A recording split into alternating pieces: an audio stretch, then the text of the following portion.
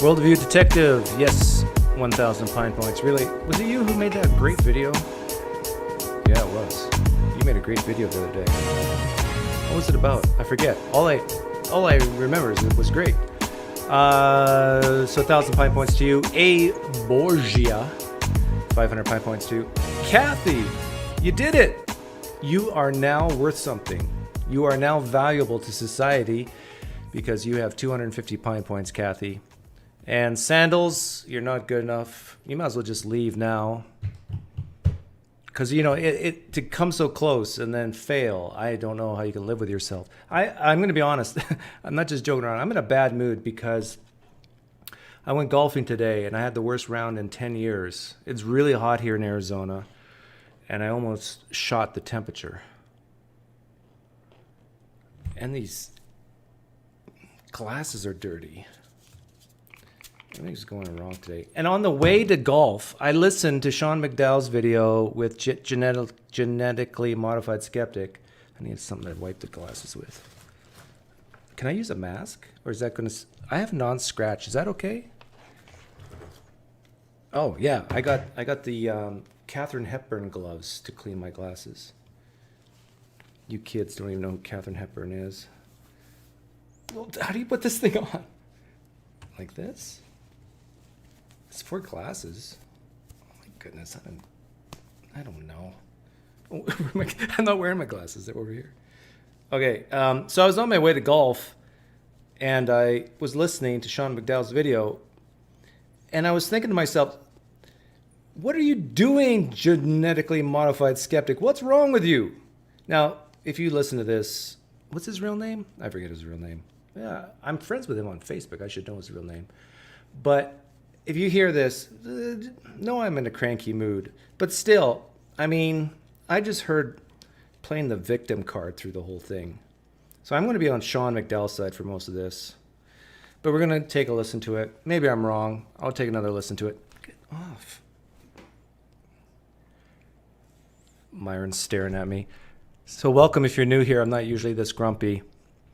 Don't wipe glasses, water only, hot water so they dry quickly. No, they're clean now. I did it. They're not scratched. I had the Katharine Hepburn gloves. And by the way, I just tweeted to Sean McDowell, genetically modified skeptic, and Apologia. Apologia is the only one who loves me, and it's just because I'm a Mennonite, former Mennonite like him. But the other two guys, I don't know. I asked Sean McDowell to come on the other day, and he said, I'll pray about it, which is code for the atheists who have no Christian background. Whenever you ask a Christian to do something and they say, I'll pray about it, that's another way of saying no. Truth hurts. Yeah, I live, Reed, nice wonder. I tell you, I'm 50 years old, and I could have golfed another 9 holes, mostly because I was just starting to get my swing back by hole 16, 17. And so I looked at my golfing partner. So you want to go another 9? He said, no, I think I'd die if I go another 9. I probably drank, I don't know, without exaggeration, 4 gallons of water in 18 holes. That sounds about right. Yeah, 4 gallons. And all of it went through here. I didn't pour any on my head or anything. Okay, so let's take a listen to this. Sean, if you get this, if you are here, genetically modified skeptic, if you're here, you can tag me and let me know, and maybe you can come in and talk. But, you know, that's one disadvantage I've had in my life with this YouTube channel, because I've never asked for subscribers. And so, he only has 12,000. I don't talk to such people. 12,000 sub channels. Like, we don't waste our time with people like that. The little people. I'm not bitter. Let's start with the big final I got a beef with you, Sean McDowell. Your audio levels, and I've done this too. I've kind of over time figured it out. But your audio levels are all over the place in this video. It sucks. Fix it. Do better. Jesus requires excellence. So you should. Perfection, actually. Jesus requires perfection. Be perfect with your audio levels, just as I am perfect, said Jesus. Suggestion that Drew offers to me about how I can improve my interaction with atheists. Sean expressed three Okay, can you guys hear that? It seems quiet to me. objectives for this event. To New camera, sharper focus, something looks crisper? No, it's just me when I'm irritable. represent atheists honestly and accurately, to challenge his audience to believe and defend Christianity only because it's intellectually convinced them, and to encourage Christians to engage atheists in kindness and love, not harsh defensiveness. Okay, for those of you from Nebraska who have no idea what's going on, basically, Sean McDowell role-played as an atheist. I did a video critique on it, and I think I was mostly... did I get the wrong name on here? Godless Engineer. Sound is low. Volume is low on my mic? What the world? Myron! Okay, I'm going to turn up the gain a bit. Now you guys are... Okay, what's going on here is Sean McDowell role-played as an atheist. I thought did a great job. I made a video saying such. Then he made another video explaining why he answered the way he did. In the Christian version, Christian answers to the same questions. I made a video on that. Basically, for the most part, everything was simpatico. Everything was fine. And then genetically modified Skeptic. I got his name right? Sean is okay for sound. Bite your mic, Doug. Doug is low. Okay. And so this guy comes along and trashes Sean McDowell. And I didn't really trash, but you'll hear for yourself. Those are commendable objectives, and I have a suggestion that would help Sean meet them far better than he did here. Sean, when you're having your audience dialogue with an atheist, bring in an actual atheist rather than role-playing as, or even impersonating one. No. I mean, this is stupid. You know how much work that is? You know how many atheists don't feel comfortable standing in front of a crowd and doing such a thing? And if you find an atheist who does feel comfortable with public speaking and who is knowledgeable about these topics, I mean, you got to fly them in or you got to pay. And it's like, Sean McDowell, disregard what genetically modified GM Skeptic says. And whenever you want to role play as an atheist, you have my blessing. Go ahead. I mean, it's like, oh no, you got to be so careful not to misrepresent. This will make life easier for both atheists, Christians, Muslims. Always assume that you will be misrepresented. That's the default position, and be stronger in yourself to handle it. I always assume I'm going to be misrepresented. I can't even talk. Oh, I'm so tired and so hot. Overheating from the Gulf. No, this is a free country. Now, I'm sure Sean McDowell might have misrepresented what... I'm going to call him Drew. Yeah, thanks, John Robertson. I'm sure Sean McDowell misrepresented Drew on occasion. But you know what, Drew? Who cares? You'll be fine. Misrepresentation and even representation of atheists as dishonest did happen here. The atheist answers given were also limited to those which Sean had prepared to discredit. I mean, I don't know this for sure, but I wouldn't be surprised if Sean decided to roleplay as an atheist, like maybe the day before. Like, what am I going to talk about? Oh, I know, I'll roleplay. I mean... If a real atheist were brought in, Sean wouldn't have to worry about misrepresentation on his part. I'm not worried about it, even if he did misrepresent. And you shouldn't be either. I mean, this is what really bothers me. When people play the victim card like, so quickly. Oh, those poor atheists, they're misrepresented. No, okay. I feel sorry. This is where I start to feel sorry for atheists. When they're in the Middle East and their life is on the line. If we're talking about United States of America and a Christian says, oh, you believe something came from nothing. I mean, if that upsets you, go cry in your room for 2 hours, for goodness sakes. Get over yourself. There's people dying in the world. That's where my feel sorry for bar starts. Sure, atheists, I kind of like it when atheists are misrepresented, to be honest, because when they assume things of me and then they actually care about me enough to ask my opinion, and then they hear it and they go, whoa, I never knew that.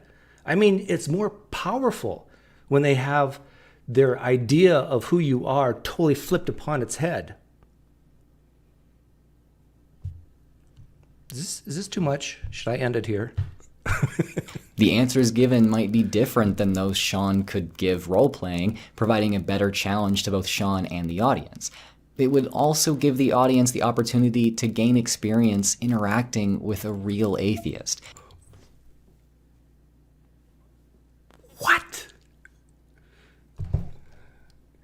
This is a recommendation to Sean McDowell to help atheists get more experience. That's not his responsibility to help atheists get experience with public speaking and telling this. Sean, disregard that. That's not your responsibility. Sure, it's nice. It'd be a nice thing to do, but it's not on you. The responsibility is on atheists to learn what they believe and be able to communicate it clearly. I feel like doing it. I feel like saying a flag-waving phony atheist here. Sean could stand by to model and maintain civility. I'm sure he'd be great at it. Yes, he would. And then make his points about treating atheists with love at the end. I'm starting to gag a little bit. Christians, you do not have to treat me with love. I mean, you don't even have to like me. All I ask is you don't pick up a bat and beat me. Or you can call me bad names. I mean, I value the word love a lot. I tell my kids not even to say I love you to your friends because, I mean, this is a powerful word. You save that word, the word love, for your closest friends, maybe, and then your family and your spouse. You don't throw around love like it's candy. I don't need Christians to tell me they love me. Sorry, Christians, I don't. Having an actual atheist present would humanize atheists for the audience, making Sean's point even more strongly. It would be a bit more of a logistical challenge for Sean to do this, but it's the right thing to do for this reason. The right thing to do. You know, I did a video on Islam, and I had the apostate prophet come in and explain some differences between Christianity and Islam. And I got so much grief from Muslims saying, why would you ask the apostate prophet, who actually is very knowledgeable about Islam, to come and explain these things? You should have asked for a real Muslim. How dare you? And you know what I did? I read these comments and said, hey, you find me a real Muslim, have them contact me. Guess what? Nobody did. Well, hang on. Maybe that one channel did, but then they hated me for something else. But then they said they'd be willing to be invited. And so then I invited them, and then just recently, and they didn't respond. So I don't know what's going on.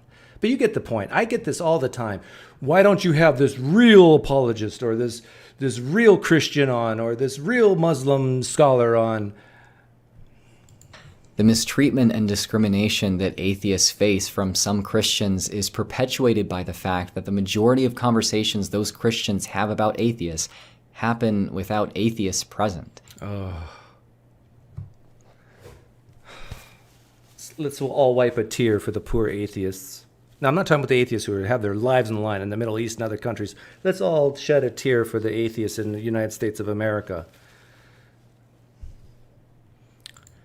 The misguided beliefs that Christians use to mock their atheist peers. I do feel a little sorry for some atheists in the United States of America. The ones, like the young ones, who basically are at the whim of their parents because they provide all the money and the food and the shelter and the clothing. Okay, I feel a little sorry for you guys. Like that atheists think everything just popped into existence from nothing one day, continue to exist because atheists aren't present when Christians discuss those beliefs in apologetics class. The picture of You know how many atheists sit in their dirty basements and talk about how stupid Christians are, and like they're not around either. Like this is just this is junior high stuff, isn't it? Of an atheist as someone who just decides not to believe in God one day because they want to have sex before marriage, which Christians... You know what? Yeah, I know what he's talking about. Drew is talking about Frank Turk and, oh, you're just an atheist because you want to have sex before marriage. Well, guess what?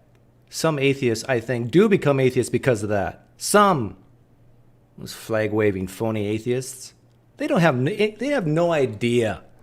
They just they want coitus. And Jesus says don't have coitus before marriage, but they want coitus. Let's call a spade a spade. Yeah, there are people who left Christianity. I don't know if they become atheists, but because they want coitus. That's not me. I was a virgin until I got married, and I was a good boy all throughout high school. I was a really good boy.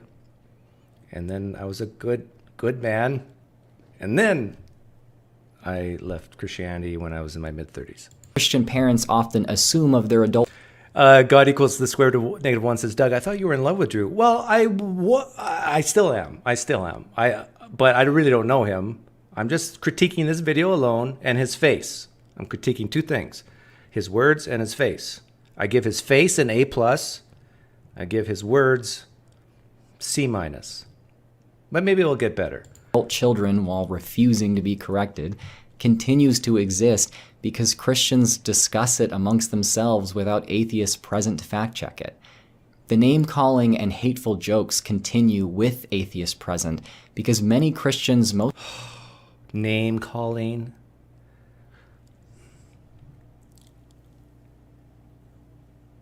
We need as a society to get stronger. Christian, I invite Christians to come on and name call me. Just like straight, 10 minutes straight. Call me names. I mean, seriously?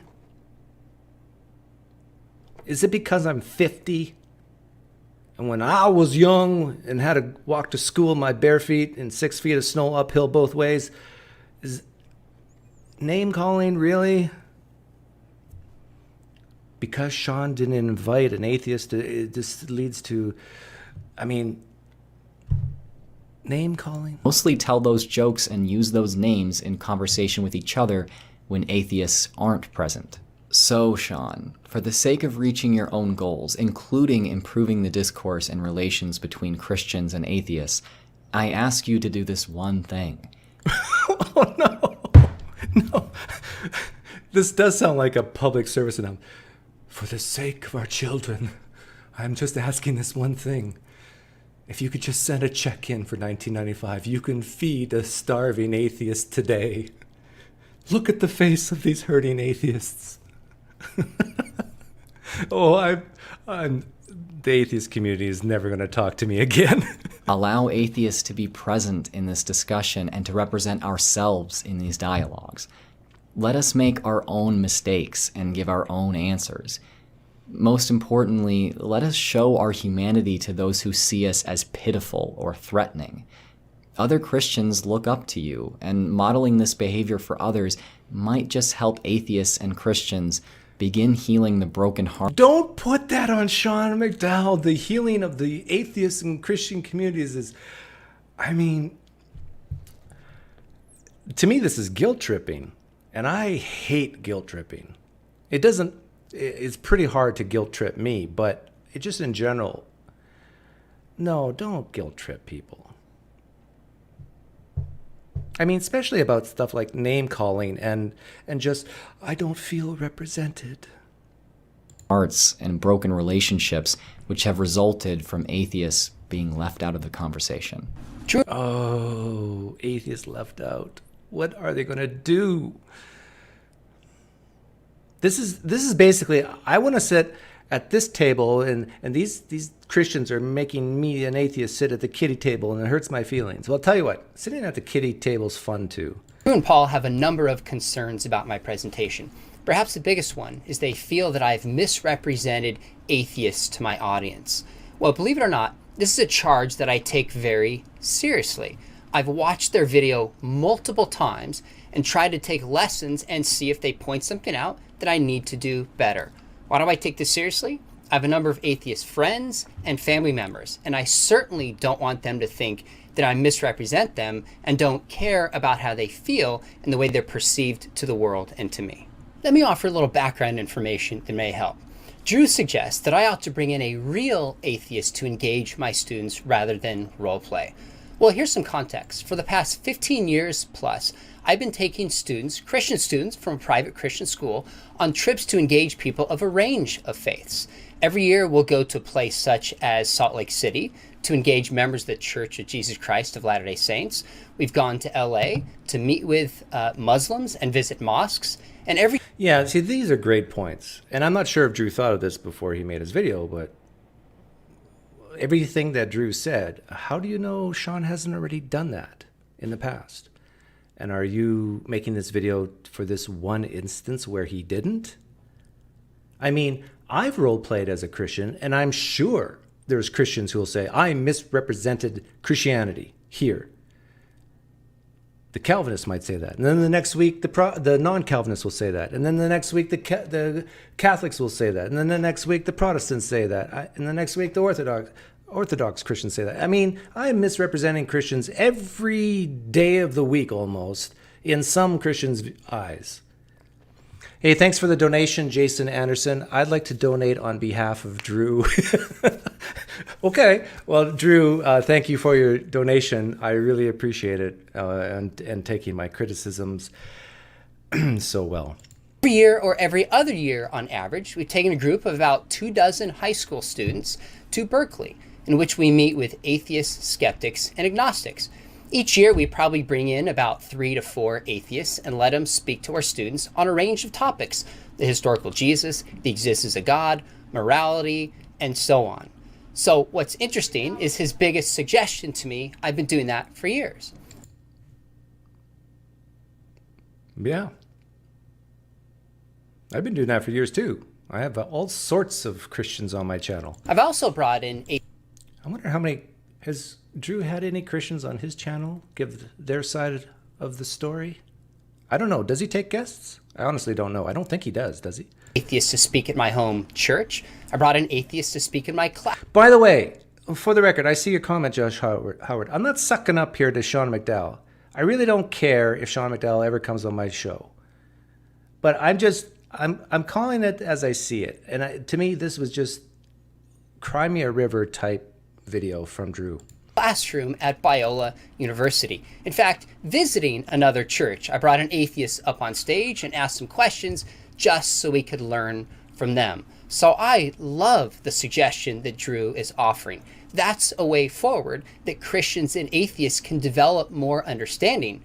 But this is not new news to me. I've been doing this with students for a long time. So ironically, many of the answers that I gave as role-playing an atheist came from the very answers that atheists have given to my students when we engage them. Yeah, and I've listened to Sean McDowell's role play several times, and you're bound to find a substantial percentage of atheists who will answer the way he did.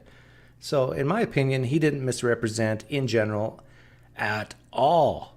I mean, he's representing somebody on a range of issues. I've taken copious notes, and as I've role-played, I actually will give the very responses that atheists have given to our group. Now, Paul and Drew might not like those responses. They might not think they're good responses. They might not think that they represent the majority of atheists or that they have better response. They might be right about all of those. But none of my responses in the role-play were meant to strawman or misrepresent atheists. But the majority of them actually came from atheists themselves as they've made those arguments to me and to our group. Did I fall short on a couple of responses? Sure.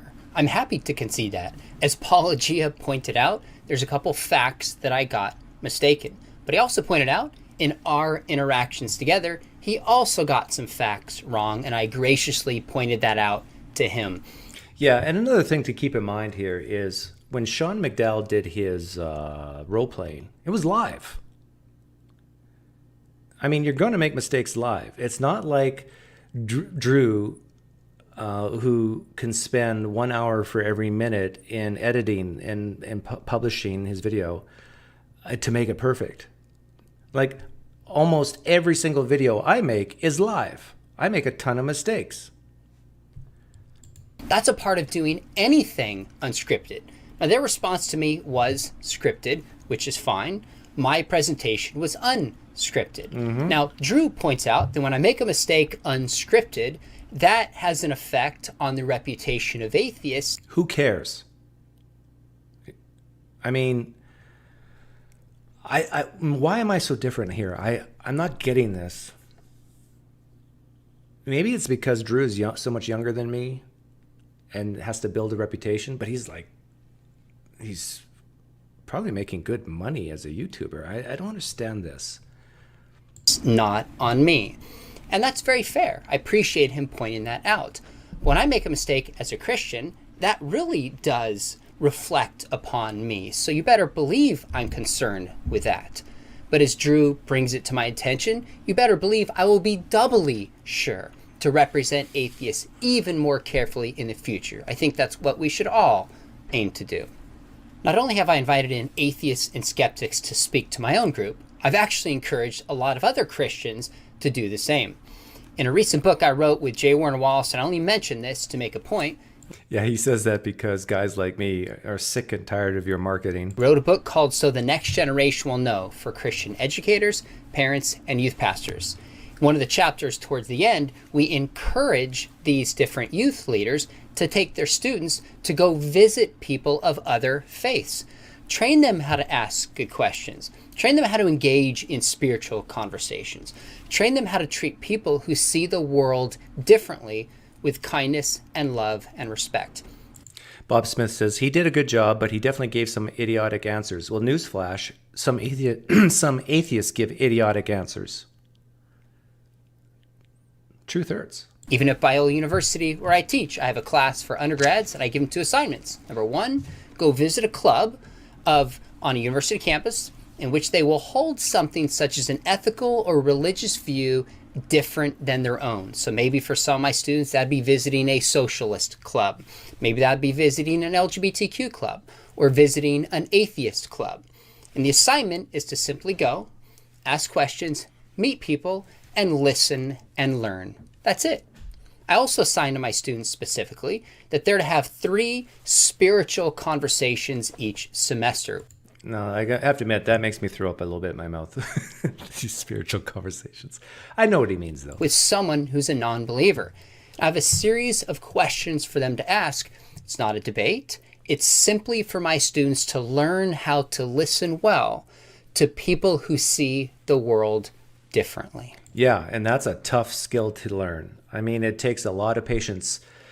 Like, how many Christians could come in right now and just ask me rapid fire questions and not make any claims, not to state anything of their own beliefs, not to push back in any way, just listen, and maybe listen so closely that they can ask a clarifying question to show that they're listening and to get more insight. I've had challenges to Christians to try to do that in text form and even on video, I think. And I tell you, most of you fail, and most atheists would fail at it too. It's just a tough human thing to do because most humans, they just are waiting for you to shut your mouth so they can make their next statement. It's tempting to go point by point through their video and offer a response to each one, but I'm not going to. I'm just going to respond to 2 claims. And the first one is by Apologia. In his attempt to catch me in an inconsistency in my response, it seems that he's misrepresented my views. But a passage that's not... Okay, this seems quiet to me, but I can't make it any louder. Okay, you just have to listen closely. I think this is the one where the audio is really bad. Disputed, as far as I could tell, in my doctoral research on James, the brother of Jesus, is the passage in Antiquities of the Jews, chapter 20. The reason it seems largely undisputed is that there's really a political debacle going on And Ananias kind of sees this authority, and it literally just mentions that James, the brother of Jesus the Christ, was put to death, and then it moves on. Christian Sean says that we can be confident in this passage since it's not religious. There's really a political debate going on. That's very interesting to me, because I have argued with Sean that the political nature of James's death disqualifies his martyrdom as any kind of guarantee of the truth of Jesus' resurrection. James died for politics, not ideology. Apologia wants to say that the death of James was political murder, not ideological.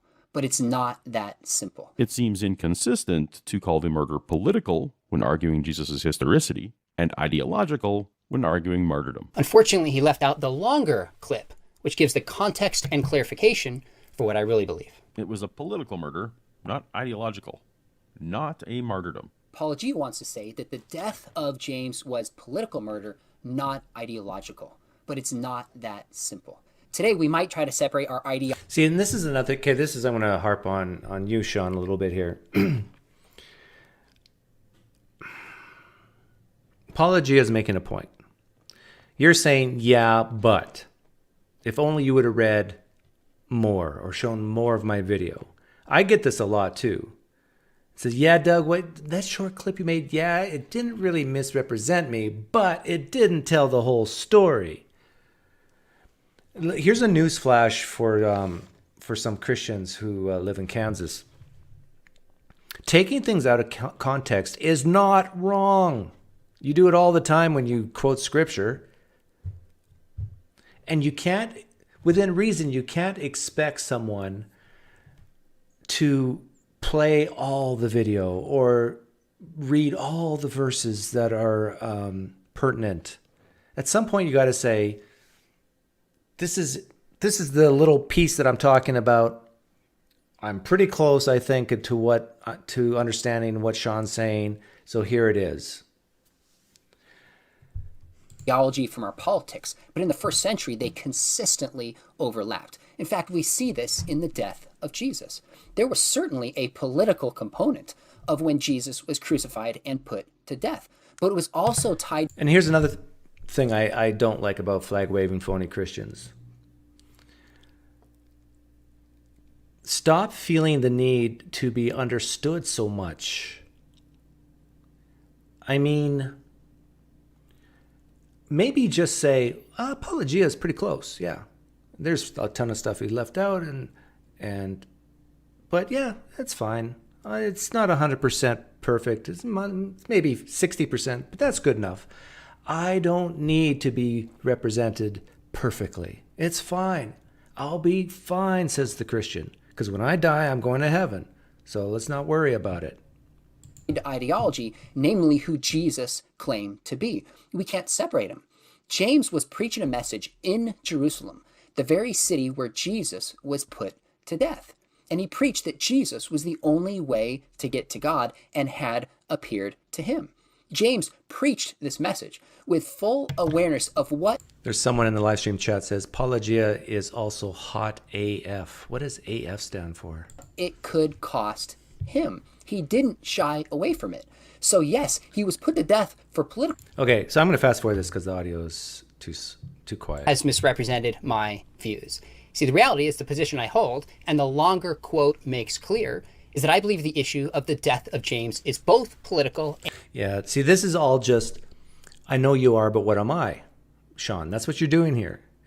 Drews is accusing me of misrepresenting atheists. Well, Apologia misrepresented me. Isn't that what you're doing, Sean? This is, I know you are, but what am I? Apologetics. Come on, be the bigger man. And religious. They can't be separated. That was true for Jesus. There was a political component of his death. I knew what it meant, Reed. I was just joshing around. But it was also tied to his religious identity and ideology. And the same is true for James. It's not either here. The idea that... Back to Drew. At least over into words for his character give.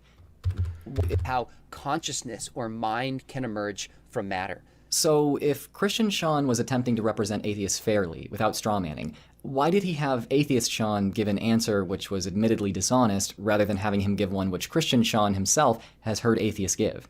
If he needs help putting that atheist answer into words for his character, might I... How is that a dishonest?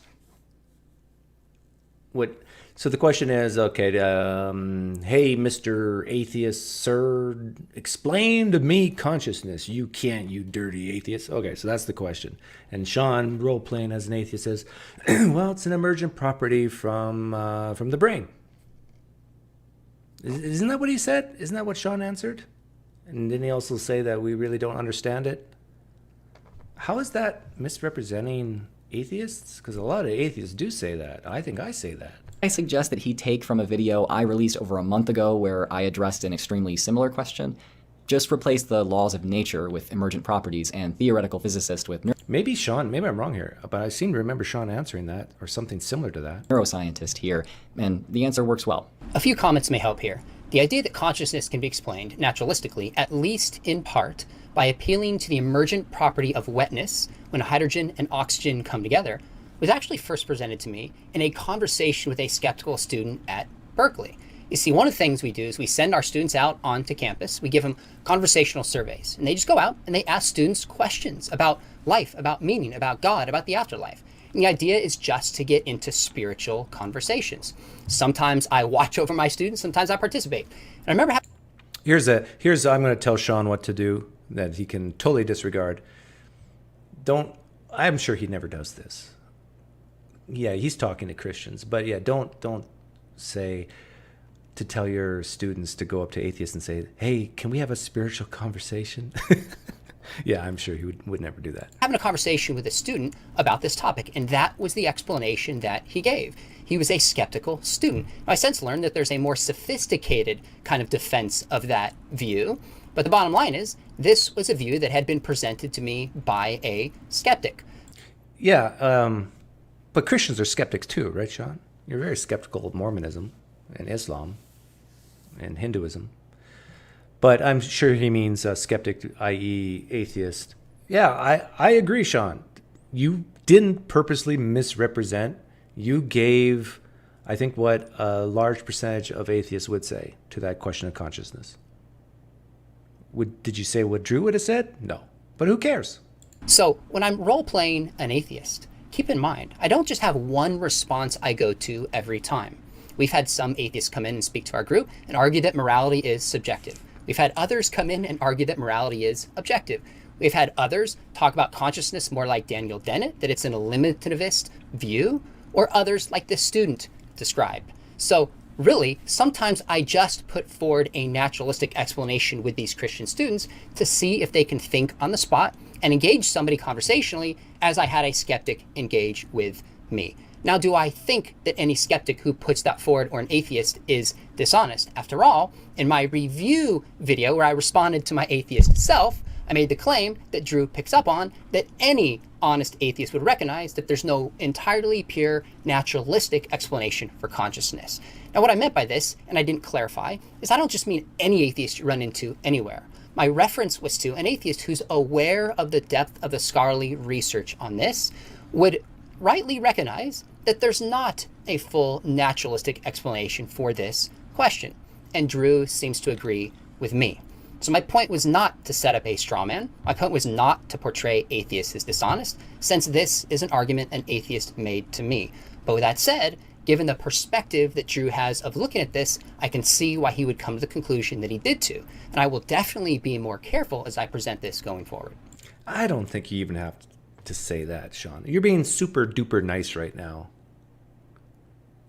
I mean, I know you're trying to build a bridge with Drew, but come on.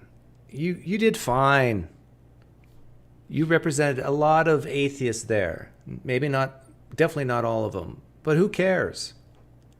Who cares if you tick off some atheists by giving an answer that they don't share? Who cares? It's okay. In the introduction, I mentioned that I would have a couple takeaways from this exchange. The first one is it's really hit home with me the importance of precision and clarity in terms of how we represent other people's views. It grieves me to think that Drew and Paul And any other atheist or skeptic who's watched this thinks that I unfairly or misrepresented their views. That shouldn't bother you, Sean. You're being too nice. Sorry, I hope this doesn't keep you up at night, because it shouldn't. You had no malice in your heart when you said the things you did. You did the best of your ability to role play as an atheist, which I think is almost indisputable that you did represent some atheists. And if Drew or Pelagia, I don't think either of them are that sad about it. But anyhow, if they felt that you didn't represent atheism properly, who cares? Right? Just, I mean, you can't please everybody. So, this is... Look, again, I have a number of atheist and skeptical and agnostic friends. I have atheist family members. I love them and always want them to think that I understand who they are, I care about what they believe, and aim to represent them accurately. Drew and Paul know that I watched your video multiple times and listened and said, okay, what are some pointers that I can take to do better, communicating what I believe about the atheist worldview and my atheist friends in particular. Second, that misrepresentation and misunderstanding goes both ways. You both clearly feel like I misrepresented atheism. Now there's a ton of... How can you misrepresent atheism, really? Atheism is nothing. Now, I can understand misrepresenting naturalism, but even then, there's different forms. I mean, how can you misrepresent atheism when it's really just one, maybe two things? Either saying that there is no God or not believing there's a God or gods. That's it. It's atheism. It's a negation of theism. How can you misrepresent atheism? Atheism says nothing about consciousness. It says nothing about first cause, other than a God didn't do it, or probably didn't do it, or I don't know if a God did it. But I tell you, this whole thing of representing atheism properly, just to me, is just like, what are you talking about? And all those atheists who get hurt by Christians misrepresenting them, I tell you, just grow up. Get used to it. Get numb inside. Of atheists who've told me that they disagree with some of my responses, but appreciate the way I defended atheism. That's fine. Hey, is he talking about me here? Feel like atheists who've told me that they disagree with some of my responses, but appreciate the way I defended atheism. Maybe not. That's fine. But nonetheless, you feel like I misrepresented your views, and I want to do better. But on the flip side, I also feel like you have, at least in part, misrepresented my views as I went through the response. Bottom line, all of us, atheist, skeptic, or some other belief system, have had our views misrepresented, and it doesn't feel good. Oh, come on. Who cares if it feels good or not? Man, these kids nowadays. Worried about what feels good. Need to ask moving forward is, what do we do about it? So why would I do an atheist role play in the first place? Well, the biggest reason is I was motivated because of our trips to Berkeley, where we brought in dozens and dozens of atheists and challenged my high school students live to defend their beliefs and to have I challenge your high school students to come on my channel, Sean. Substantive conversations with people, respectfully, who see the world differently. I started thinking, how can I take that experience, simulate it to other Christian kids at schools, camps, conferences, who won't be able to go on these trips with us? Yeah, see, that's a good reason. I understand why you role played for that reason, but I wonder if we were to poll all the parents of the kids that you talked to that day and ask them, is it okay we bring in a full-fledged real atheist in here to talk to your kids? I wonder how many parents would feel comfortable with that. Maybe that's another reason why you role played and not had a real atheist in there. Because, you know, real atheists are dangerous. If you get too close, I hear you can get cancer. So I did my best to start role-playing an atheist in these different settings. And the biggest goal, which Drew, you recognize and I appreciate, when it's all said and done, is to encourage Christians to engage non-believers more graciously and kind and effectively. That's the biggest takeaway. As soon as I step out of character, and normally it's at an event where they know I'm a Christian and I'm simply role playing, the first question I ask is, how did you treat your atheist guest? And the faces for many Christians tells it all.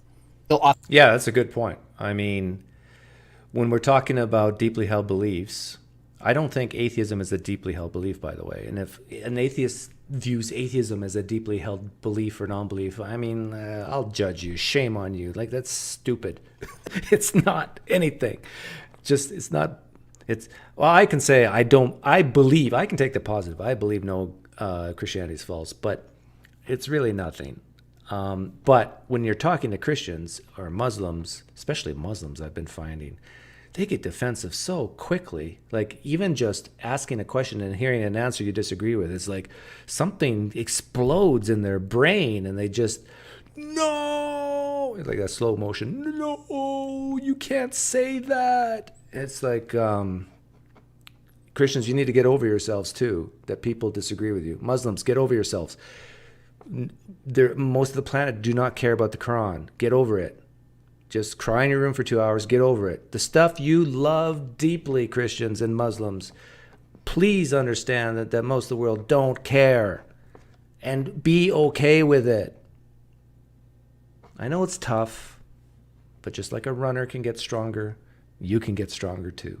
Often use words like hostile, defensive, depersonalized, and it gives me an opportunity to push back on Christians and say, we need to be better at this. Yes. We need to learn how to ask good questions. Yes. How to love people. Street epistemology.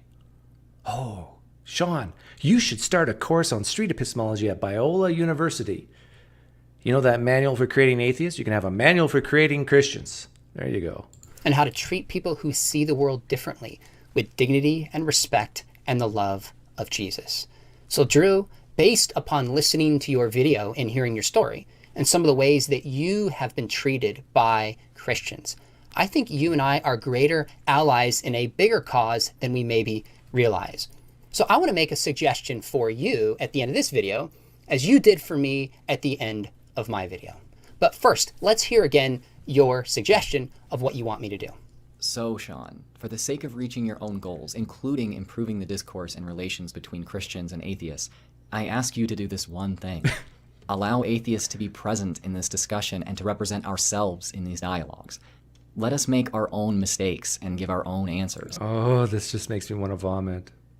I ask this one thing, now more than ever. Most importantly, let us show our humanity to those who see us as pitiful or threatening. Other Christians look up to you, and modeling this behavior for others might just help atheists and Christians begin healing the broken hearts and I tell you, part of me wants people to view me as pitiful and threatening. I mean, because when they get to know me, it's like 180-degree flip. I mean, I like this guy, and what? And he's an atheist? They walk among you, these atheists, and you don't even know it. There's people you like. Some of them are even in the church. Christians, there are atheists in your church right now that you like. Broken relationships, which have resulted from atheists being left out of the conversation. Poor us, we're left out. Great suggestion, Drew. As you've heard in this video, that is something I've done over and over again for the last decade and a half. And I'm going to continue to do it in my ministry moving forward with atheists and people from a range of different backgrounds. But as I think about it, there's actually something I haven't done yet. I'm newer to YouTube than you are.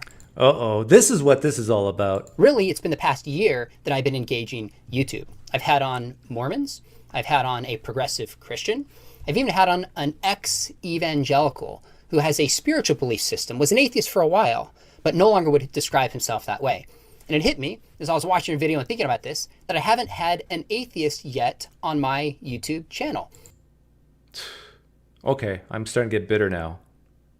I've offered, Sean, a long time ago, a lot of these, I've purposely target the small people. No, you're not a small person. Actually, you are a small person. You're 5'9", but whatever. And it doesn't matter how many subs they have. If I find you interesting, I'll do a video on you. And I think a long time ago, I waved at you. You saw that wave, didn't you? It was in live stream. ShannonQ's in the chat. I think she did too. Why haven't you talked to us? Tell us, Sean, you're not inviting Drew on because he has over 400,000 subscribers. Tell us this is not what it's about, please. I mean, ShannonQ is getting hurt. I'm getting hurt. I'll cry in my room for 2 hours. So as you know, probably most of my audience are Christians. I have some skeptics and non-believers who follow, but most are probably Christians. I would like to invite you on to have a conversation with me. Not a debate. I actually just want to listen. I want to hear your story of leaving your faith. I want to hear some of the heartbreaking stories, if you're willing to share them, about how heartbreaking stories. How Christians treated you. And I want to hear your suggestion for what you think Christian apologists and other Christian leaders and even just lay people can do better to engage skeptics in the way that Jesus would. Okay, I'm going to say something Sean will appreciate. If any person became an atheist because of a heartbreaking story of how a Christian treated them, douche, stupid atheist, stop it. You should leave Christianity because you don't believe it's true. You should leave Islam because you don't believe it's true. Not because, oh, so-and-so was mean to me. Now, I admit that sucks, but there's mean atheists in the world. That doesn't mean you should leave atheism. Whatever that is. 5'9" is average, right? No, in the United States, I think the average is close to 6 feet. I'm 5'10", and I'm short. I'm just a little man. Here in the good old US of A, if you're not like 6 feet, you're like, good luck of becoming president. Okay, so I'm sure I peeved off some atheists now. And I'm willing to listen to why I'm wrong about this. So what you do is you type in this, www.whereby.com/Pinecreek, and I'll pin it to make it easier because I think it's hyperlinked. Don't be scared. If you think I'm wrong about something I said, tell me. Just don't bloviate. Hang on. Let's see if that works. Hey, that's cool. How'd that happen? Drew, if you're here, you can come on. Let's see how you do live. Apology, if you're here, you can come on. I know you do well live. ShannonQ, if you want to come on, I don't know what you think of what I said. Hang on. Something's amok.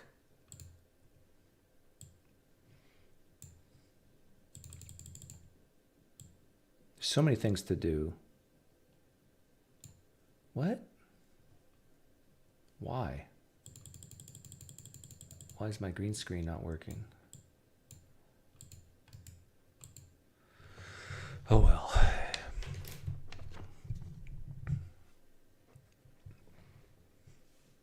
I hate everything you ever say, Doug. You know that. Well, come on, ShannonQ, come on, talk to me. I know there was something else you wanted to talk to me a long time ago. I have a guess, an intuition that you don't like it when I say things like just suck it up, become dead inside. I think part of you agrees with me, but part of you doesn't. But I'm just maybe misrepresenting an atheist now. Aaron, you can come in. What's the punchline of what I'm trying to say here? I'm saying there's absolutely nothing wrong with what Sean McDowell did. That's my opinion. Sean McDowell did nothing wrong. And it's not his responsibility to build bridges between Christians and atheists. Is it nice? Sure, it's nice.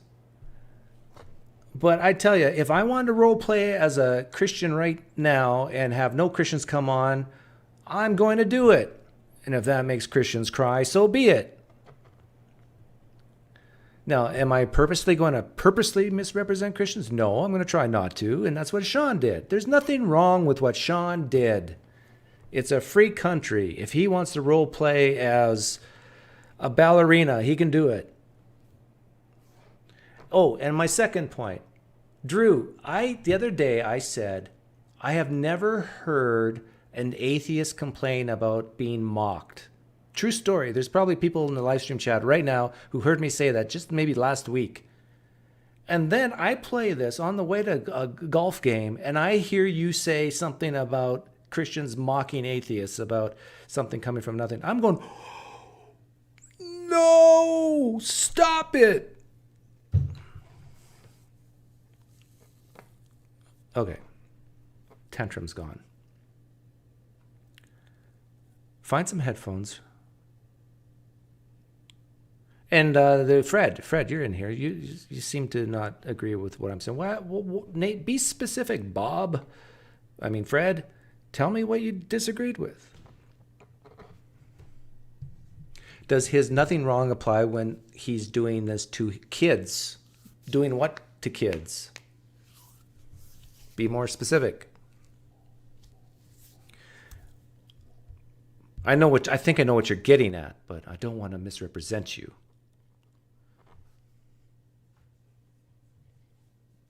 That's not the point they were making, though. That's not the point they were making, though. You heard the delivery, not the point. What's the point they were making then, ShannonQ? That's not what Drew was saying, Doug. Watch it again. Well, tell me what Drew was saying then. Just one sentence. That's all it takes.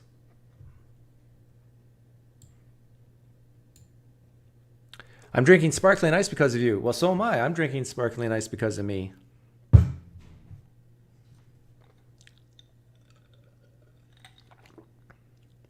Wasn't the point of the video that Sean shouldn't misrepresent atheists and that atheists should roleplay?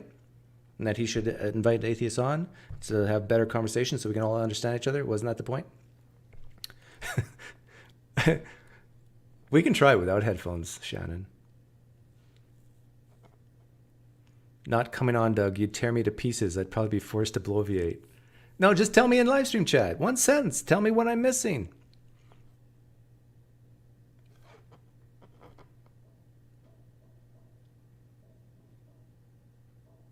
I'm not made either pine. He actually appeared rational.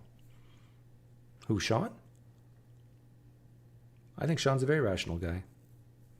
But I'm going to psychologize Sean. Sean, the reason why I think you're still a Christian, and I can totally be wrong, but who cares, is because you don't want to disappoint Daddy, and who's an apologist, and you don't want to disappoint your wife. Sunk cost. And your income is based on Christianity. You got 3 so powerful reasons not to doubt what you believe. And, I could be wrong, but don't tell me that these are not powerful reasons to stay in the belief. You're going to look at the evidence you see in a lens to keep those relationships going. Because we both know your dad and your wife would cry and cry and cry if you left Christianity. I can't call right now, but my own thought was that Drew, having his education in psychology, very aware religious trauma, that maybe, yeah, okay, Aaron, I get your point, that he's maybe talking and thinking about the trauma of a certain small group of people. Okay, Shannon's here.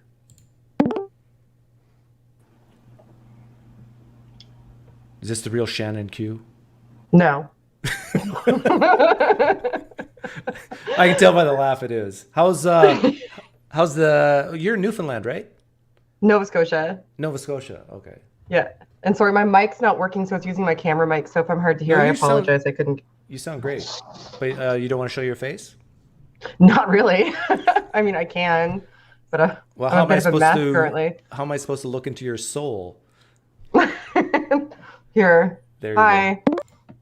go. Hang on. You know what? Let me change the room to just me Okay. and you. Oh, I get a whole new room. Paul's not going to be Fantastic. upset, will he, that you came in He here? will. Yeah, he keeps me on a tight leash, actually. Okay, refresh if I lose you, okay? Okay. There we go. I didn't Okay. even need to refresh. Did I get anything wrong?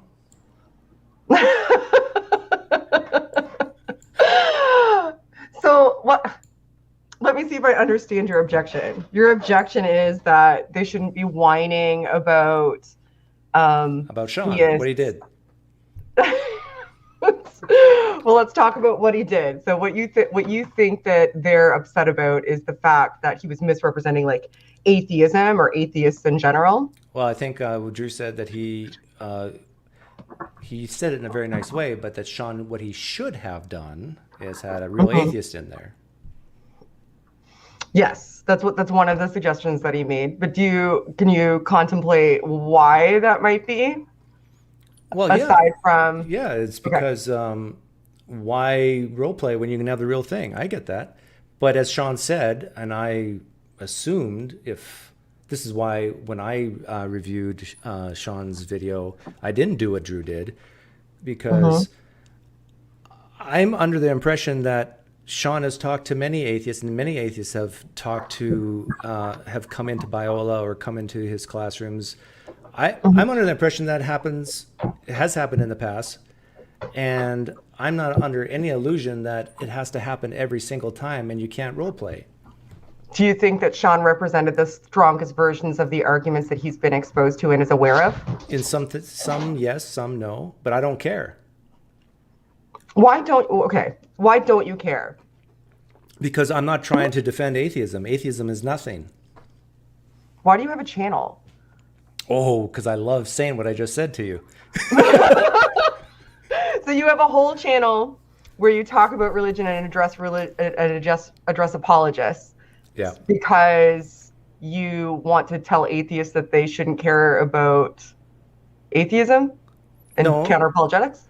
That they shouldn't. They representing the strongest versions of arguments and being the best. The thing is, we both know that atheism is nothing. It's not like what your view on consciousness has nothing to do with atheism per se. I understand there's some relation, so each issue is a separate thing. So if the question is, do you believe in God? Then okay, atheism is very pertinent. Okay. But you can be an atheist and believe a whole bunch of crazy things and have different views. So even when I hear the phrase, the strongest version of atheism or the strongest arguments that atheists give, like what the heck Strongest does version that? of the counter arguments to the questions. Yeah, in his view, in whose view is this the strongest? Like Drew's? Potentially, or anybody's, I suppose. I think that maybe what their objection. This is just my thoughts. I think that you don't necessarily like the soft approach that they took to get through to Sean and let him know that he. It's not the soft approach to Sean. It's the soft approach to themselves. What I don't like. It's like. Can you elaborate on that? I don't know what you mean. Yeah, it's like the feel sorry for attitude. Feel sorry for us atheists because look what you've done. You've misrepresented. Okay, so you feel as though they're representing us as pitiable because Sean did a bad version. Well, I don't think Sean did a bad version, but. So you think those were the strongest arguments that he could have put forth? I think some of the critique is that, and let me see if I can articulate this well, is that there's a frustration because they feel as though they've seen Sean address stronger versions of the arguments and knows better, but chose purposefully to act differently because he had an agenda potentially to represent atheists. I mean, you got to get into Sean McDowell's different than they are. You got to get into Sean McDowell's psyche and head and heart to really know if that's true. That he purposely did. That's true. That. I agree. Yeah, and I think that's some of their worry that they were addressing. I don't think I would go there with Sean. I mean, he's a pretty public figure. I've seen enough of his videos. I don't think he purposely did that. Now, some I atheists think that might be fair. some atheists might disagree with me on that. But you're saying that he knows better arguments. But again, I'll ask the same question I asked earlier. In whose opinion is the strongest argument? In yours? Yeah, in my Probably. opinion, I would say I'd give him I think I even graded him when I reviewed him. Did you? Okay. Yeah, I think I gave him a A- or some B+ or something like that. Okay. So when I first watched it, I thought to myself initially, okay, he seems like he's trying. Like, he seems like he's trying. But also, I know I've seen him interact with people that have had the same types of questions, or he's posed those questions too, that have given him answers that are stronger than the ones that Can you give an he's example? chosen. Oh gosh. Now I have to remember verbatim what he said, and I'm not sure if I'm going to be able to do that accurately. But it was something like when he was talking about the multiverse, for example, and going back and forth about the multiverse. And also because he knows about history himself, him misrepresenting history was kind of a weird one. He knows about biblical history. If anybody knows about biblical history, it's Sean. So he would have to purposefully undo things that he himself knew in order to misrepresent biblical history, which seems as though it may have been a purposeful choice to say, hey, atheists don't understand biblical history, because he himself obviously knows better. So he would have had to choose to purposefully not represent something he himself knows. Like, what did he say about biblical history exactly? Oh, and they were talking about Jesus, and he went into Josephus. mysticism, and I think that, yeah. Yeah, I remember that. Yeah.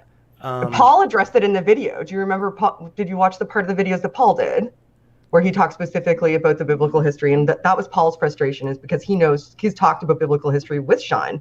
So he knows full well that Sean knows biblical history. Everybody knows Sean knows biblical history. That's what he does. He's a biblical historian. So for him to misrepresent the biblical history in that context is tantamount to him saying, well, when atheists are in these conversations, they don't know. Hang on a second. I would say, I agree with you. Sean McDowell knows biblical history, but I would say the vast majority of atheists don't. So if he gave the less... So you're saying it's fair because atheists don't know history. Yes, most atheists are idiots when it comes to biblical... And pretend that they do. What's that? And that they would pretend that they do. That's a fair and adequate... Yeah, I would say that. I would say a lot of atheists... Yeah, I would say a lot of atheists, not pretend's maybe the wrong word, but think they know more about history than they really do. Okay. So you're the reason that you have a problem with this is because you think that Sean's representation of what an atheist is fair. Yeah, it was very fair. Okay. I think that's your perspective. I have a slightly different one. Like if you were to ask, did Sean McDowell represent Paul well? I'd say no. Did he represent Drew well? I'd say no. But did he represent the average atheist well? Probably. You think so? Yeah. You read the comments in your chat, right? A lot of atheists are idiots when it comes to this stuff. No, they're not. I don't like using the word idiot, but I can understand. Okay, I can see your point that there's lots of atheists who have a little touch of the Dunning-Kruger. But yes, exactly. I can understand that. Yeah. But the thing is, I can understand that. The thing is, and I think Sean's response was fair when he said that he has heard atheists say this stuff and he's parroting what they've said. Now, are these the strongest arguments? No, but that's a matter of opinion. But is he misrepresenting some atheists? Of course not. Okay, so just because in any given group you can find someone that would represent each of his arguments, because atheists are a pretty broad and diverse group of people. Yeah. But really, he could have said anything then, right? Like, he literally could have said anything. Yeah, that he's heard. So to represent atheists, which could be just about anything, right? Because he could say he heard anything also, and likely has. He's got a channel and But I've done the same thing. I just want to finish this point though, because you're like, in order for you to give him the grade, like the higher grade, you're saying the fact that there is any atheist anywhere or a certain group of atheists that may be visible that say these things, that justifies him picking that as representative of atheists. But he could literally have picked anything. He could have been an anti-vax, flat earther, like whatever, because there's atheists who represent all of those different groups, and you would have had to have the exact same opinion if your logic holds. Yeah, I think if he's heard an atheist then it's all open season, fair game. well, I think there is a fine line in there. Like if he's picking a very fringe that maybe represents less than 1% of all atheists. Okay. But again, my broader point is that I think on most of the topics he talked about, he was pretty fair.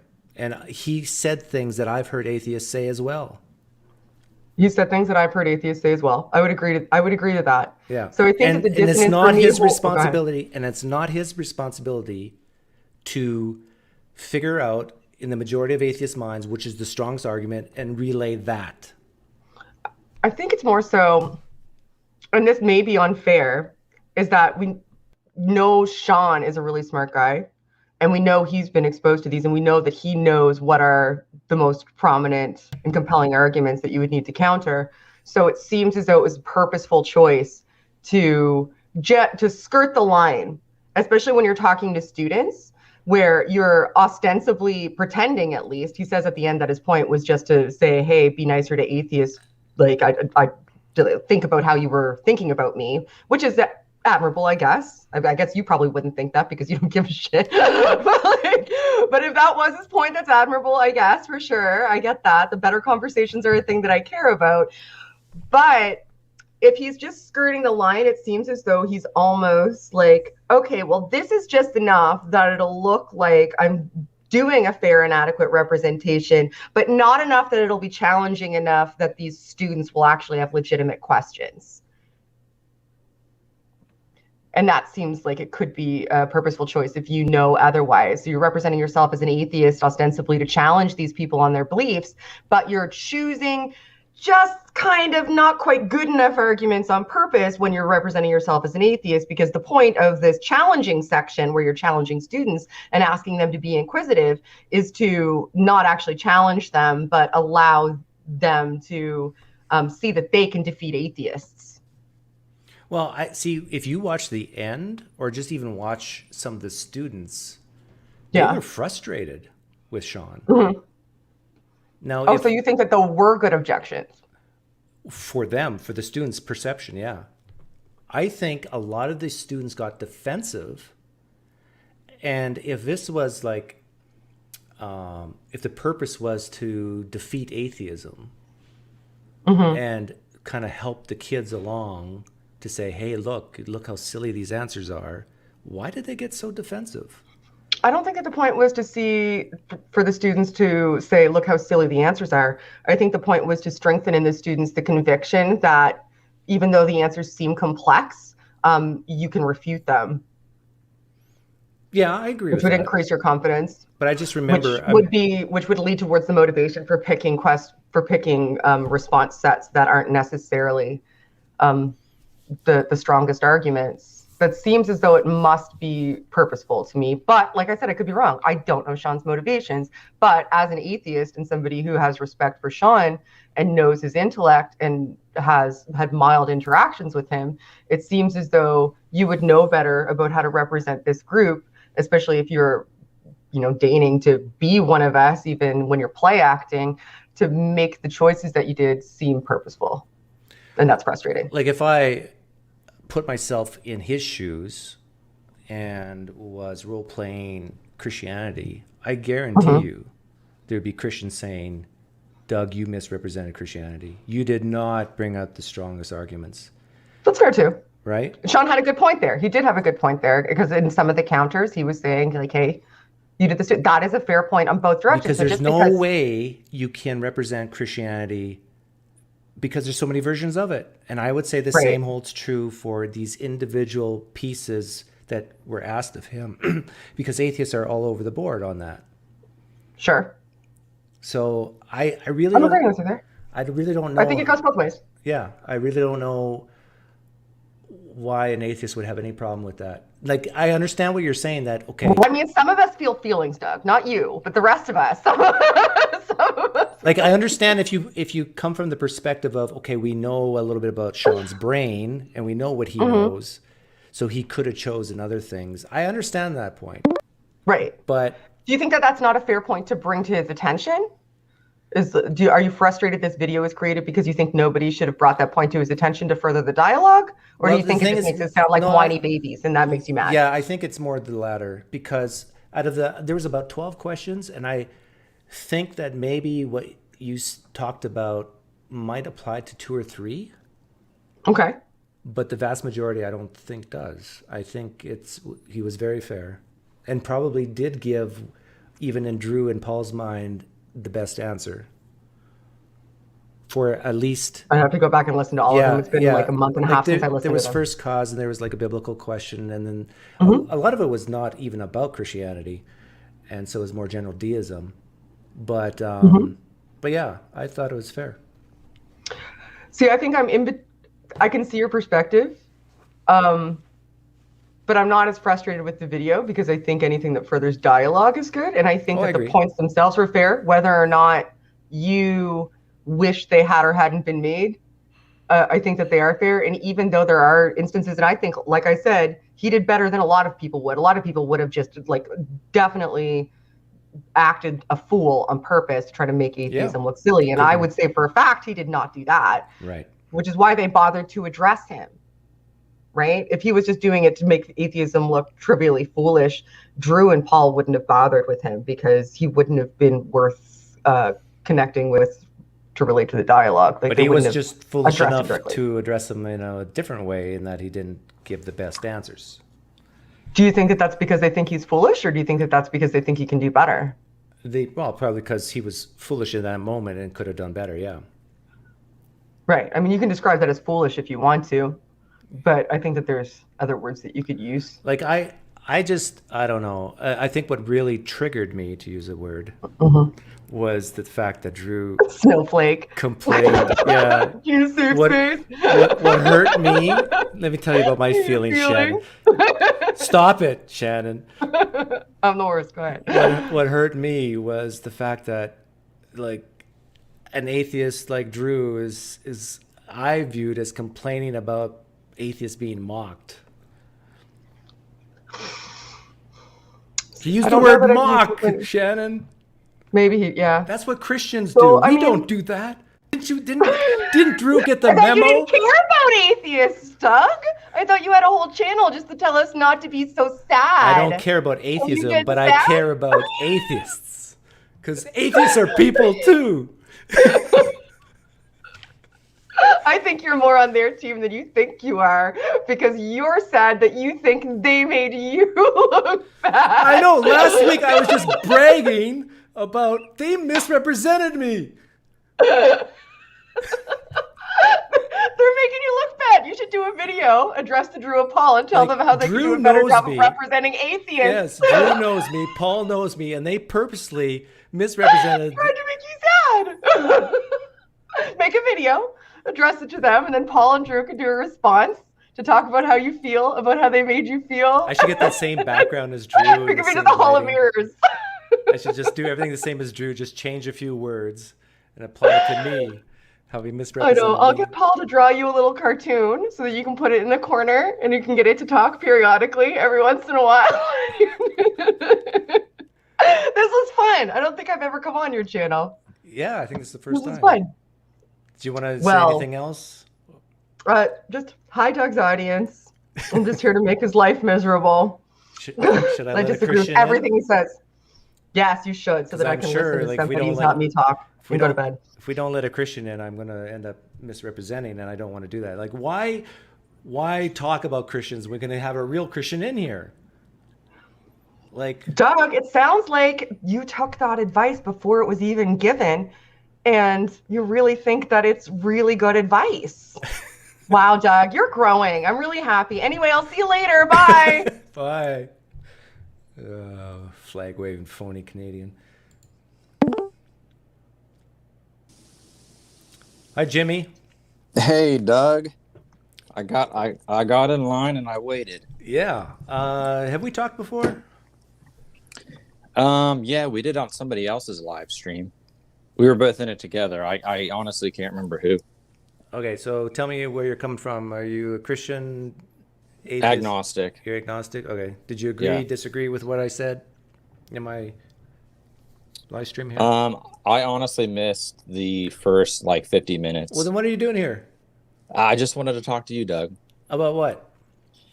I think we're talking about the video where Sean talked to all the kids and role played as an atheist, right? Yeah, okay. So you've seen that? Oh yeah. I Okay, watched okay. that. So you're not out of the loop. Okay, go ahead. No. I know we're talking about the atheist that was being a crybaby, right? Yeah, Drew. Okay, Drew. Yeah, his name's Drew. Well, I mean, he's a genetically modified skeptic. That's the crybaby. okay. Well, isn't it's Sean's job to create little Seans, not to create atheists. So, Right. I mean, he can't go at these kids hard. So you can't expect like a Sam Harris approach from Sean. But Drew wants him to go at him hard, like with the best representation, best arguments for atheism. Right, but well, these kids can't go to hell though. Well, And they then could, but- Sean, well, yeah. I don't know what Sean believes about salvation. I don't know what his.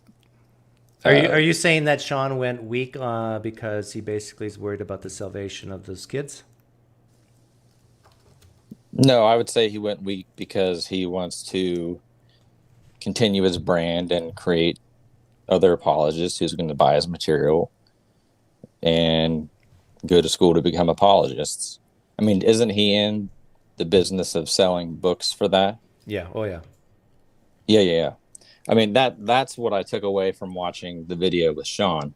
I mean, those kids couldn't even answer his basic responses to pretty basic questions they asked. Yeah. I thought they got defensive.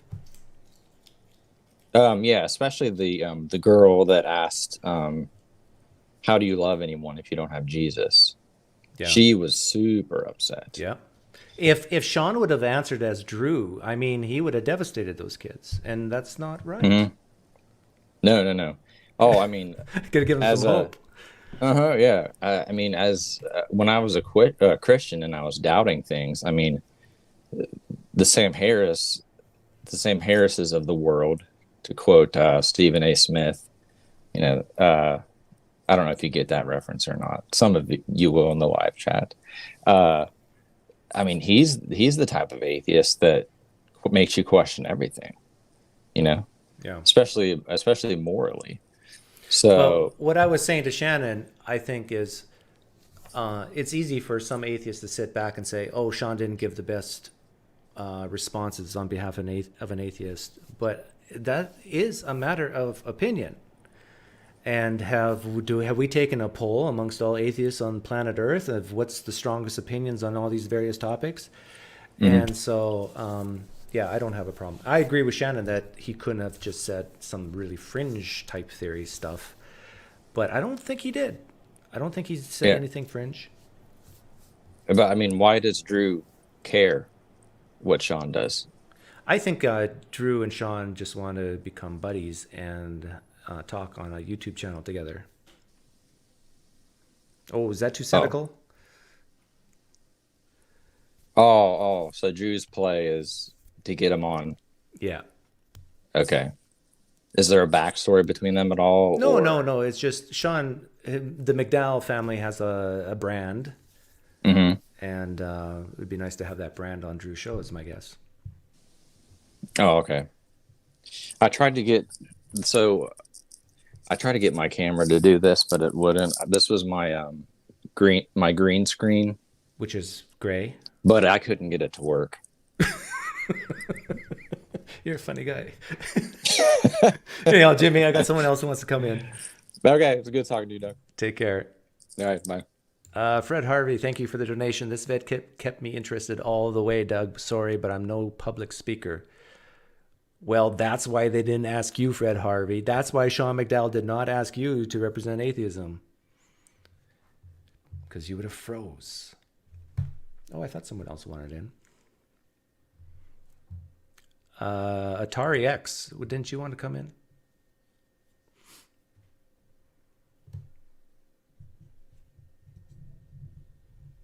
I don't know. To make the accusation that Sean purposely misrepresented atheism to help the kids not doubt. I don't know. Tarix, I see you. I mean, I don't see you, but I know you're here. Ooh. There you are. Ooh, that's a surprise. Why? Sorry, because the room was full and it was it kept rejecting the request. So Yeah. I have a 2-seater room right now. So okay. So you're a Christian, but you're a different sort than Sean McDowell. What did you think of the live stream? Am I wrong or am I right? Up until now? Yeah. No, I think you're spot on. Oh. I think Shannon was wrong. Yeah. Why do you think 'Cause Shannon was wrong? Well, she made the claim that he picked the worst, or he could have picked much better arguments. But the reality is that how could he possibly know what's in her mind is the most compelling argument for atheism? Yeah. So it's more likely that he would choose. It's more likely he would choose arguments that are common objections, or maybe ones that his students would regularly bring up, or ones that he finds most compelling. Yeah, what he thinks is most popular. Yeah. Yeah, exactly. Yeah, he's going to go for the ones that are like the broader strokes, right? Because he's trying to inoculate he's trying to vaccinate his people. Yeah. From the thought crimes of atheism. So that's what he's going to do. By the way, our last discussion last time, I was a little bit disappointed that no one picked up on the symbology of my little logo. The three things becoming one. It's Trinitarian. Doesn't matter. Oh, I thought you were gay. Oh, I love it. You're such a naughty boy, Doug. It's great. It's really good. Because you used the word naughty. I thought that's the word. That's a gay word, right? Naughty. Yeah, sure.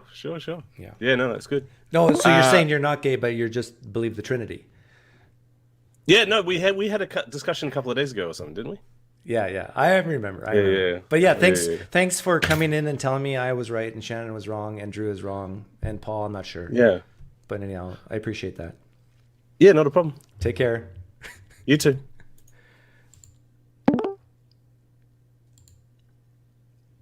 Random Christian. You were here. Oh, you still are here. I'll mute you for now until you figure things out.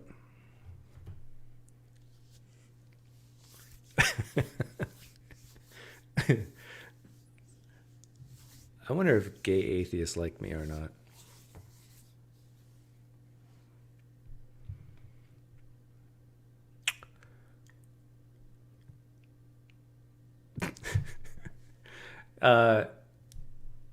Hey, Christian fellow, are you there? RC. Okay. Jacob wants in, so RC, you're out.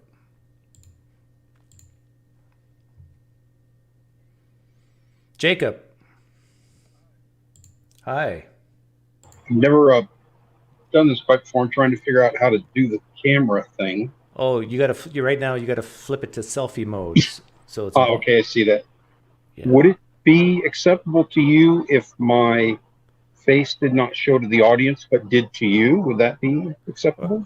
Or you can just focus in on your messy house. That's fine. Okay.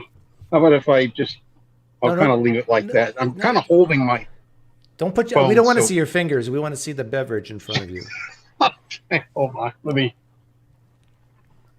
I have some wires hooked up, and so okay, there we go.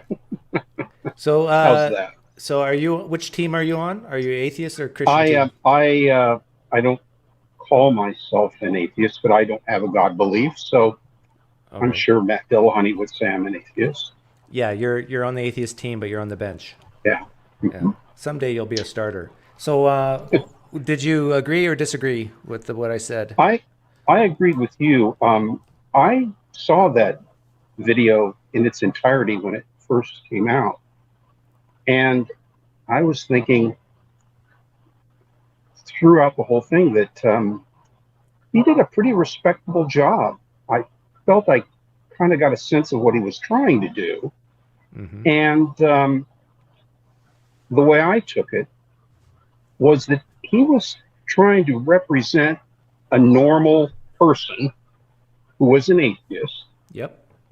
and was going to interact as an atheist would, and there is no one way an atheist will act or respond. Yep.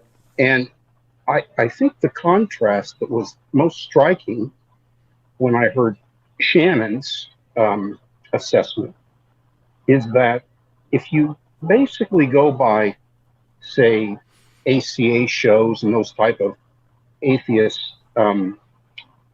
YouTube shows, a very common theme is that atheism isn't a monolith, atheism isn't a worldview, atheist doesn't mean anything other Careful, than this Jacob. one thing. Careful, you're starting to make sense, Jacob. Careful. Uh-oh. But that's the sort of thing that I hear atheist channels making sure that theists understand, which is atheist doesn't mean anything other than we're addressing the question, do you believe that a God exists?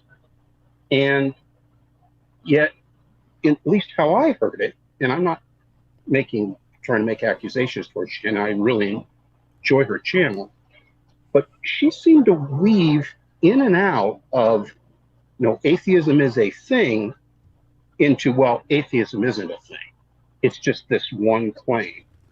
And that's kind of where I heard that go. So could someone have done a better job than Sean McDowell at what he did? Well, I'm sure that we all have an opinion on what that might be, but all in all, I didn't get that he was trying to trick the students.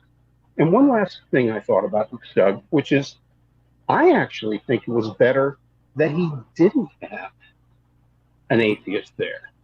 Oh, why's that? Well, many of the kids, well, they're kids to me, I'm older. Many of the kids were very, very upset that they were in the presence of what they thought to be an atheist. Yeah. And you could hear this, like the one girl, you could hear this vitriol just bubbling up inside of her. Yep. The fact that at the very end that he will let them know that he's not an atheist, that's going to have a bigger emotional impact and teach them more of a lesson. Jacob, because of their stage in life. Jacob, it's like our brains are simpatico. It's like there's an Ethernet cord from your brain to my brain. Everything you said, I agree with, and I think I said it in a different form or fashion to Shannon and during my live stream. But I agree, and this is why I don't mind if people misrepresent me, because then if they don't care about me, then who cares if they misrepresent me? And if they do care to know, and they find out the truth of what I believe by asking me, that can be a more powerful, that 180 switch of what they thought is not lining up to what I'm saying. It can be more powerful. So in a way, I'm kind of saying, go ahead, Christians, misrepresent us. But on the same token, feel free to ask us questions. I think that no matter who you are, you're going to have some sort of bias and motivations in what you want to accomplish if you're in front of a group of people, and having done private teaching, you're always thinking, what is my presentation and lesson what do I want to accomplish?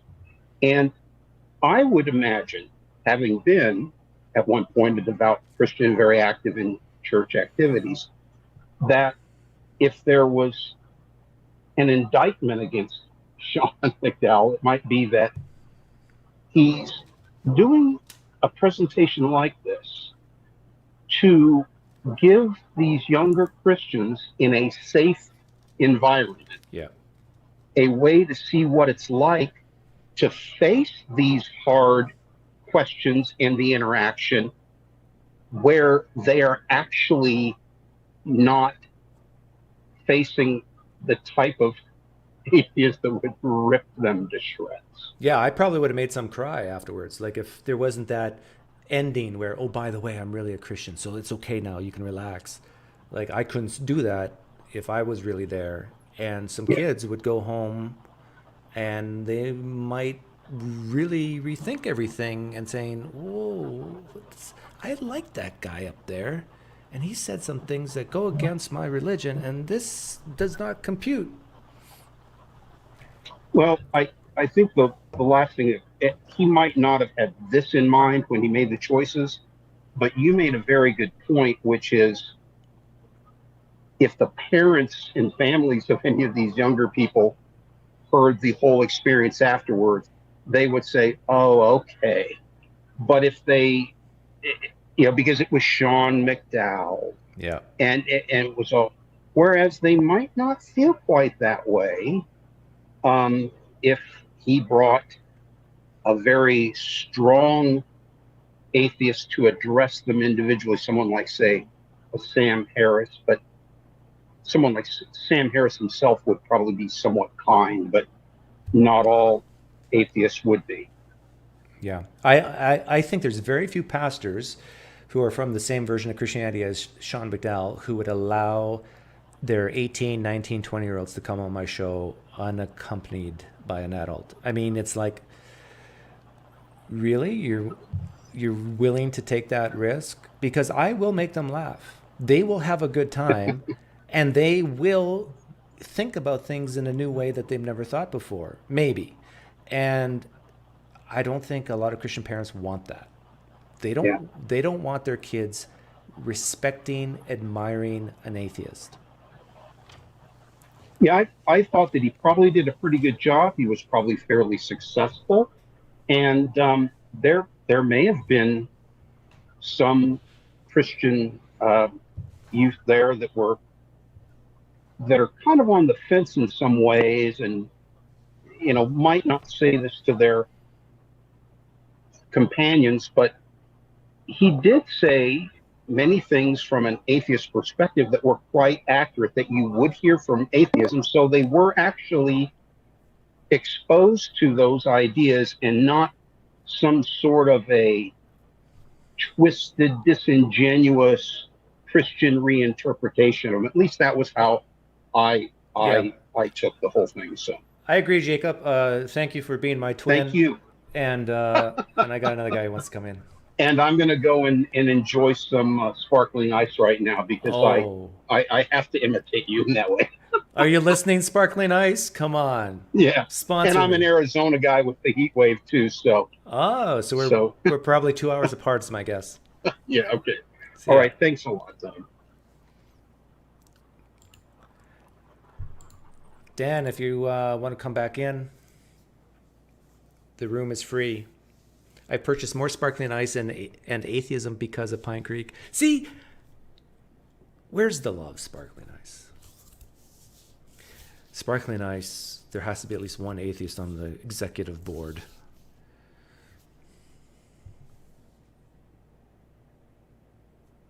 Hey, Mr. Creek Poker God. Hey, Garrett. Are you? Yeah, you're Garrett. Garrett. Hey, Garrett, you're the best player at the table. I watched you play. I've played back the tapes. I play poker every Sundays with some people, mostly street epistemology group people, and I've been on a little good run lately. I don't want to brag, but Anthony Magnabosco is now living out of a box in a cardboard box in some street. Oh, Garrett, you're coming in? Oh, different Garrett. How you doing? You look frozen. Can you wave? Oh, that's why you're frozen.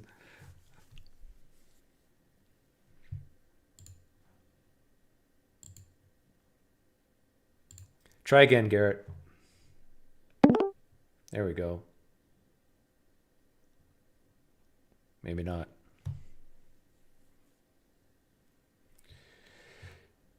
Garrett, you got to pay your internet bill.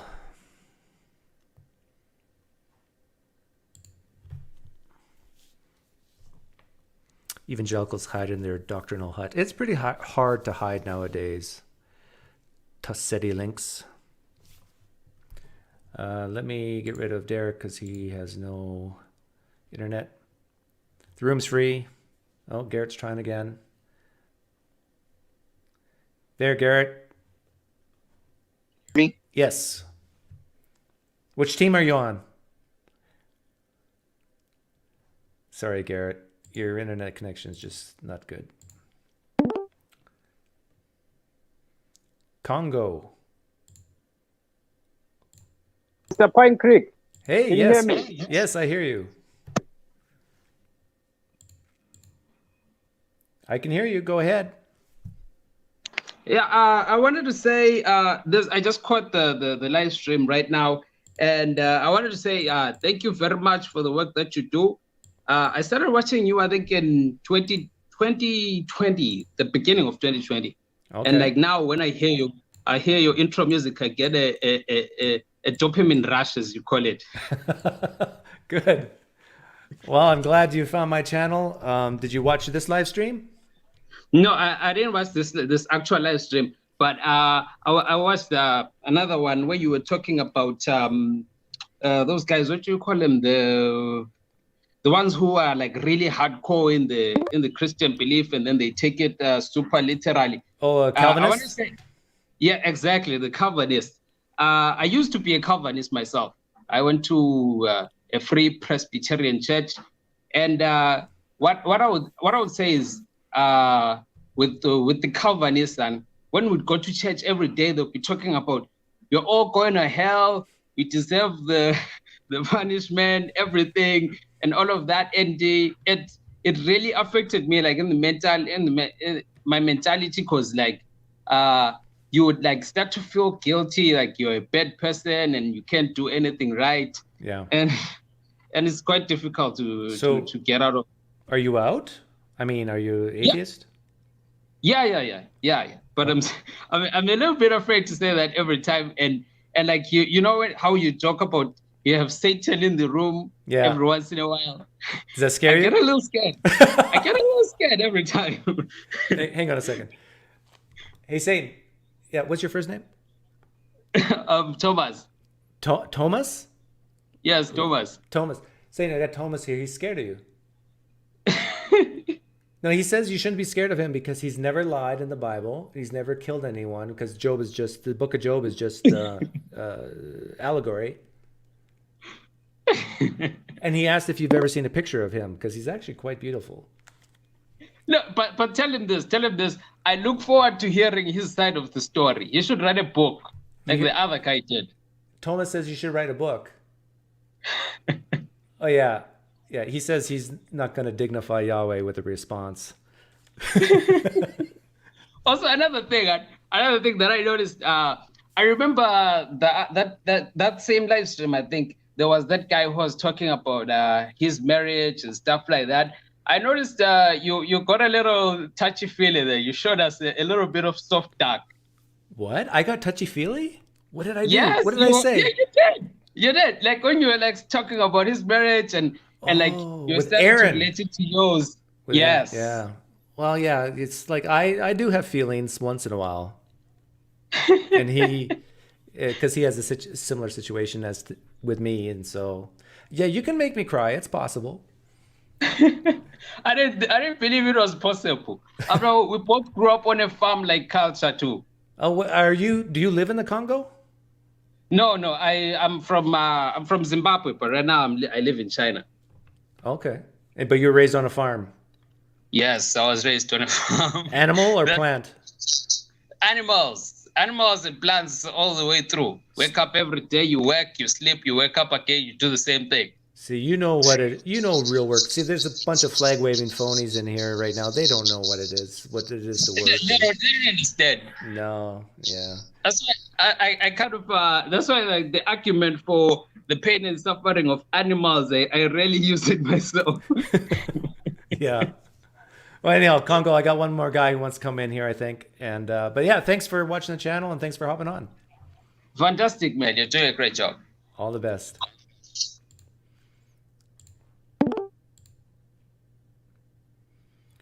Joachim. Hey, how you doing, man? Joachim. Hey, I won't take up a lot of your time. I just wanted to point out that if you listen to how terrible those Christian objections to atheism were, and think about the fact that the atheists at that college are probably on a similar level of inaptitude.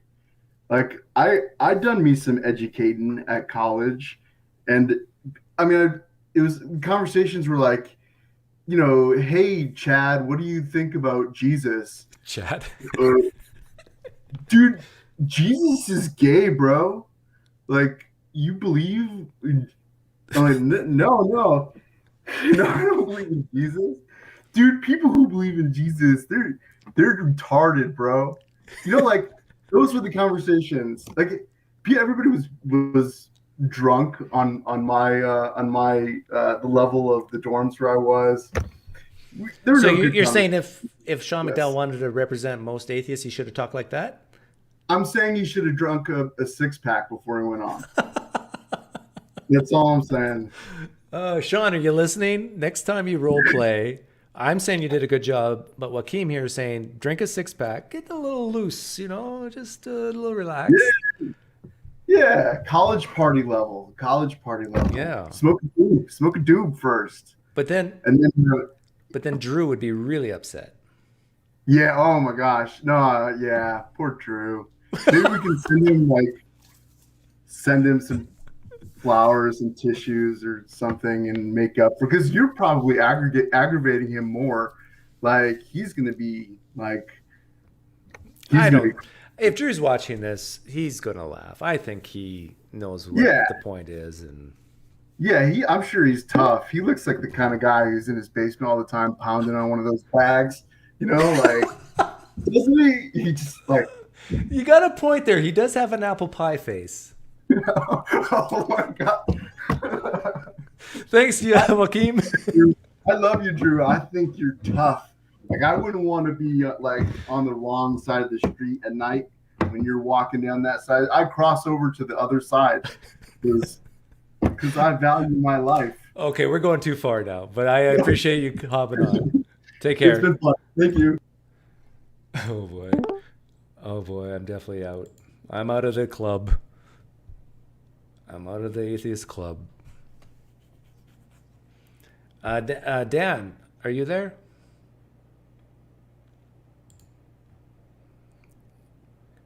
I mean, I'm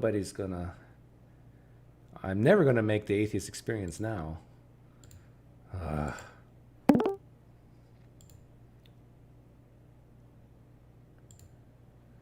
One more chance, Garrett. I know you've been trying. Joaquim. Oh, you're getting me in so much trouble. Yeah, give up, Garrett. You must live in South Dakota. We know what the internet connection is there. Canadian Catholic says, Drew arguing for veganism and supporting abortion. Interesting. Sam. Can you hear me, Sam? I joined Pinecreek at the reject table. Yeah, I'm going to be on the reject table now. Sam, your internet's not working either.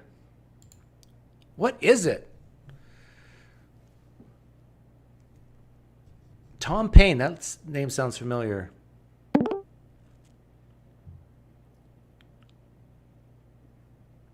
Garrett, your internet's horrible.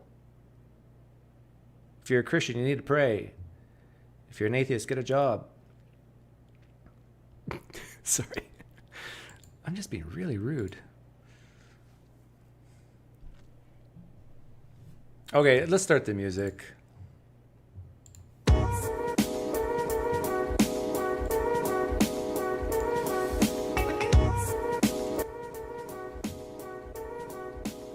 Okay. Claims that How can I build a bridge here? Drew, I'm sorry. I'm sorry. I'm sorry. But give Sean a break. He's just trying to help the kids go to heaven. Come on. It's okay. He just doesn't want these kids going to hell.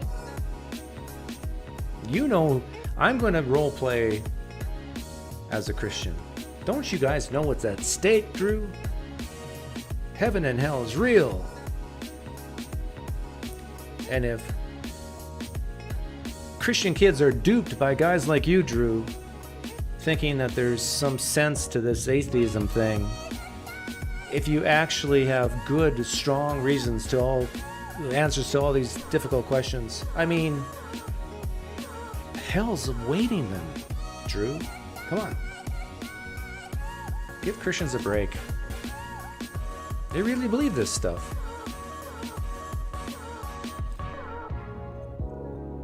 Drew's going to make a video about you now. Hair of Voltaire. I'll bet you 10,000 pine points he won't. You want to take that bet? You got to put your 10,000 pine points on the table first.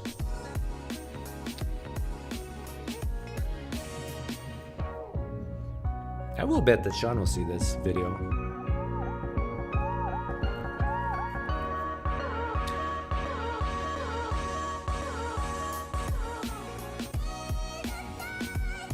Oh, ShannonQ, come on. I did not know I was going to make this video until minutes before I made it. So you know me better than you think you know me, Shannon? You don't know me, Shannon. Why can't you represent me? Man. Flag-waving phony atheists.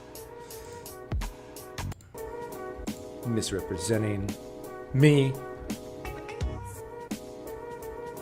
See, I kind of am empathetic. Yeah, that's right, empathetic. I'm empathetic when individuals are misrepresented. But I'm not empathetic, at least not too much, when groups are misrepresented. Go ahead, misrepresent atheists. It doesn't bother me. Just don't you dare misrepresent me. Right? Isn't that how most of us think? How would you feel if Sean tried to play you? Like, what do you mean play me? Like lie me down on his lap and pluck my chest hair strings like a ukulele? Where did that come from? Do you think that during a fight Drew punches or slaps? Come on. Some of us, not all men are like Joachim, who was on earlier.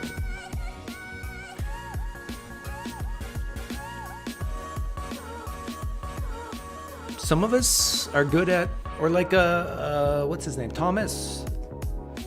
Not all of us are like Tomas, who was raised on the farm in Africa. Some men like to have their nails properly manicured and don't like being in the sun. James Fodor says, thanks, Doug. Agree 90% with what you said. Hey, I'll take 90%.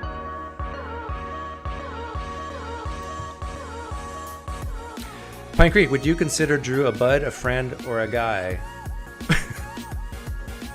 Just hang on a second. Hey, Drew. Yeah, get in here. You guys didn't know we lived together. We're friends, right? Yeah. Yeah, we fight once in a while. Yeah. No, we're friends. Drew is just in the next room over there.